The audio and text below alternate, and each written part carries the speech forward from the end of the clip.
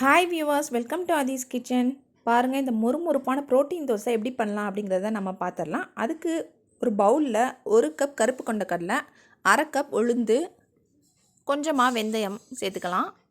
இதை நல்லா தண்ணி விட்டு வாஷ் பண்ணி எடுத்து வச்சு ஒரு 6 மணி நேரம் ஊற விட்டுக்கலாம். பொதுவாக நம்ம மாவு தோசை செய்கிற மாதிரி 3 மணி நேரம் 4 மணி நேரம் ஊற வச்சா கூட போதும். பாருங்கள், நல்லா ஊறிடுச்சு. இது போல் ஊறினோன்னே இதை மிக்ஸி ஜாருக்கு ட்ரான்ஸ்ஃபர் பண்ணிக்கோங்க. எல்லாத்தையும் ட்ரான்ஸ்ஃபர் பண்ணி நல்லா மையாக உப்பு போட்டு அரைச்சி எடுத்துக்கோங்க. நல்லா நைஸாக அரைஞ்சிரும். இது போல் நல்லா உப்பு போட்டு அரைச்சி எடுத்துக்கோங்க. இதை ஒரு 6 மணி நேரம் பக்கம் புளிக்க விட்டுக்கலாம். புளிச்சோன்னே இப்போ கல் ஹீட் ஆகிடுச்சு, ஊற்றி பார்த்துடலாம். பாருங்கள், கல்லில் ஒட்டும் அப்படின்னு கொஞ்சம் கூட நீங்கள் நினைக்க தேவையில்லை. நல்லா சூப்பராக கிறிஸ்பியாக சாஃப்டாக இருக்கும். கண்டிப்பாக ட்ரை பண்ணி பாருங்கள். தோசை சூப்பராக இருக்கும்.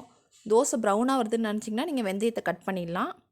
நல்லா கிறிஸ்பியாக இருக்கும். வீக்லி ட்வைஸ் எடுத்துக்கோங்க. கொண்டக்கடலை வெறுமனே சாப்பிட முடியாதவங்க கண்டிப்பாக இந்த மாதிரி ட்ரை பண்ணிங்கன்னா ஈஸியாக நீங்கள் ப்ரோட்டீன் எடுத்துக்கலாம். பாருங்கள், நல்லா கிறிஸ்பியாக இருக்குது. வீடியோ பிடிச்சிருந்தா மறக்காமல் லைக் பண்ணுங்கள், ஷேர் பண்ணுங்கள் அண்ட் மறக்காமல் சப்ஸ்கிரைப் பண்ணிவிடுங்க. தேங்க்யூ.